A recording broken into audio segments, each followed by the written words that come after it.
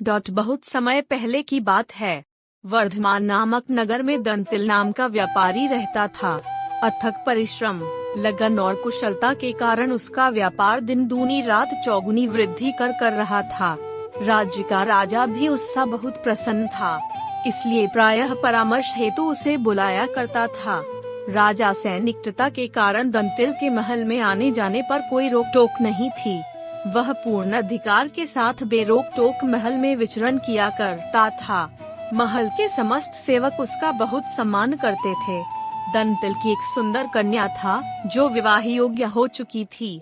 अच्छा वर देखकर उसने धूमधाम से उसका विवाह संपन्न किया और पूरे नगर वासियों को एक बड़ा भोज दिया। भोज में नगर का हर व्यक्ति आमंत्रित था। राजघराने से लेकर धनी व्यापारी, सैनिक से लेकर सेवक तक कोई भी नहीं छूटा था।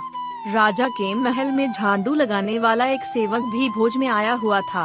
वह अनभिज्ञतावश एक ऐसे स्थान पर बैठ गया जो राजघराने के मेहमानों के लिए सुरक्षित था। जब दंतिल ने उसे वहां बैठा हुआ देखा तो आग बबूला हो गया। उसने उसे अपमानित कर भोज से भगा दिया। अपने साथ हुए इस व्यवहार से सेवक क्रोधित हो गया और उसने प्रतिशोध लेने की ठान ली।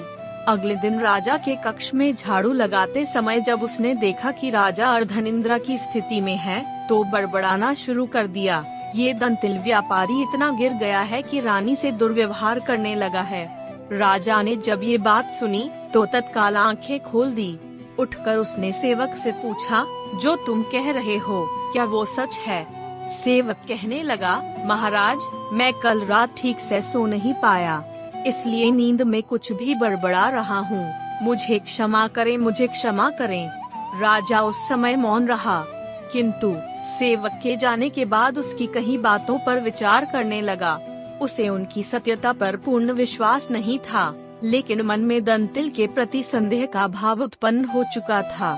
फलस्वरूप उसने उसकी महल में बेरोक टोक आवाजाही पर पाबंदी लगा दी। उस दिन जब दंतिल रोज की तरह महल में आया तो द्वारपालों ने उसे द्वार पर ही रोक लिया। वह आश्चर्यचकित होकर बोला, तुम लोग मुझे इस तरह कैसे रोक सकते हो? क्या मुझे नहीं जानते? द्वारपालों ने उसे राजा के आदेश से अवगत करा दिया। उस समय सेवक वहीं झाड़ू लगा रहा था।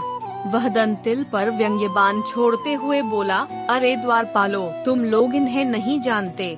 ये महाराज के खास हैं।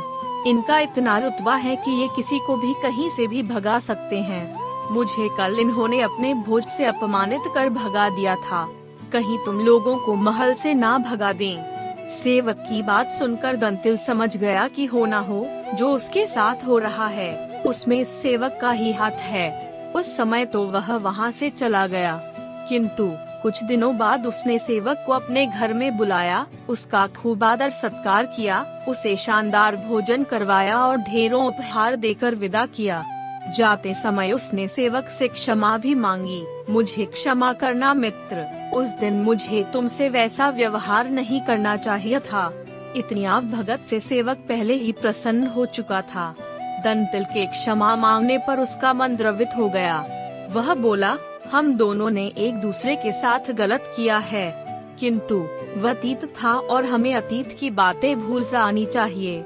मैं आपको वचन देता हूँ कि आपको वो सम्मान पुनः प्राप्त होगा जिसके आप सदा से अधिकारी रहे हैं। अगले दिन राजा के कक्ष में झाड़ू लगाते समय उसने जब राजा को पुनः निद्रा की स्थिति में देखा तो बड़बड़ाने लगा, ऐसा मूर्ख राजा मैंने आज तक नहीं देखा। कैसा राजा है ये जो गुस्लखाने में खीरे खाता है। जब राजा ने कानों में ये बात पड़ी तो वह क्रोधित होकर उठ बैठा और सेवक से बोला, मूर्ख, तुझमें इतना साहस कि मेरे बारे ऐसी अनर्गल बात बोले। सेवक ने राजा के चरण पकड़ लिए और कहने लगा, महाराज, क्षमा कर दे, नींद पूरी न होने पर उनींदी अवस्था में मेरे मुंह से कुछ भी अनाप शनाप निकल जाता है।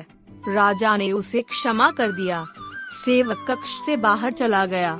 राजा पलंग पर बैठा बैठा ही सोचने लगा कि ये मूर्ख सेवक जब मेरे बारे में कुछ भी अनर्गल बड़बड़ा सकता है तो दंतिल के बारे में भी बड़बड़ा सकता है। मुझे इसकी बातों में आना ही नहीं चाहिए था। व्यर्थ में मैंने दंतिल से महल में आने जाने का अधिकार छीन लिया। राजा ने तत्काल अपने आदेश वापस लिए और दंतिल को पुनः महल में सारे अधिकार प्रदान कर दिए। इस तरह दंतिल को अपनी खोई हुई प्रतिष्ठा पुनः प्राप्त हो गई। सीख, हमने सबके साथ समान व्यवहार करना चाहिए। बिना पूर्ण जांच पड़ताल के सुनी सुनाई बातों पर विश्वास नहीं करना चाहिए। वीडियो यहाँ तक देखी है तो वीडियो को लाइक करें और चैनल को सब्सक्राइब भी जरूर करें। ऐसी ही वीडियो आपको यहाँ मिलती रहेगी।